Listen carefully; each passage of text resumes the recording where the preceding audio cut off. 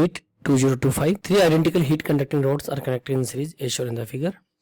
The rods on the sides of the thermal conductivity 2K, दोनों side में 2K की है, while that in middle is the thermal conductivity K. The left hand of the combination is maintained temperature 3T, right hand temperature T. The rods are thermally insulated from outside and heat का कोई loss नहीं हो रहा है. In steady state temperature of the left junction is T1 and the right junction is T2. हमें T1 by T2 का ratio निकालना है. अब देखो आपको क्या बता रखा है मैंने, इसको क्लास 10th की इलेक्ट्रिसिटी से करना है.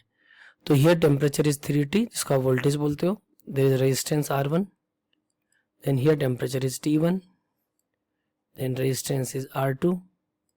Here temperature is T2. Then resistance is given to R3.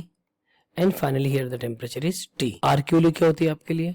L upon के आइडेंटिकल रोड है, यानी तीनों के लिए L सेम होगा, एरिया सेम होगा, तो R किस पे डिपेंड करता है? ओनली 1 बाई के. तो अगर मैं यहाँ पे लिखूं R1 is to R2 is to R3, I can write it equal to 1 by 2K is to 1 by K is to 1 by 2K. पूरी को यहाँ से को 2K से मल्टीप्लाई कर लेता हूँ, तो can I right 1 is to 2K से 2 is to 1. इट मीन्स अगर इसका रेजिस्टेंस R लिखता हूँ, इसका लिखूंगा 2R, इसका लिखूंगा R. तो R1 की वैल्यू कितनी आ गई मेरी R, R2 की वैल्यू मेरी कितनी आ गई 2R, R3 की वैल्यू कितनी आ गई मेरी R. अब net current in the series I is given है V by R. यहाँ पे वोल्टेज है 3T, फाइनली यहाँ पे वोल्टेज है T, 3T minus T, and net resistance series में R plus 2R 3R plus R is 4R. So you will write it is given 3T minus T is given 2T by 4R, or you can say it is given by T upon 2R. Similarly, current flowing this junction can be written as I equal to V by R. तो V by R की जगह मैं क्या लिखूंगा 3T minus T1 upon R.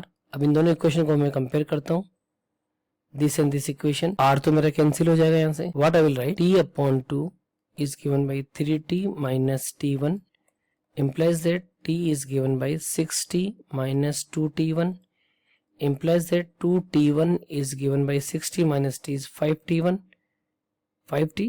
तो T1 की value यहाँ से आ जाएगी, बाद में लिख लेंगे हम लोग, जरूरत पड़ेगी वैसे, बट अगर आप चाहो तो यहाँ से लिखोगे T1 is given by 5 by 2 into T. Similarly, we can use the net current for the last R3 also. Net current is given by, here it is T upon 2R, so you will write it is given by T upon 2R is given by last junction T2 minus T upon net resistance is R. Again R से R आपका cancel हो गया.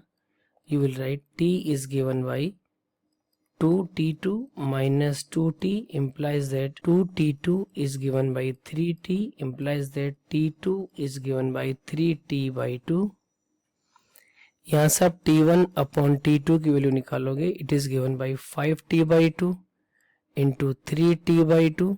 2 से 2 cancel, T से T cancel, तो T1 by T2 की value यहाँ से कितनी आ गई 5 upon 3. So right answer of the problem is given by option 3, that is 5 upon 3.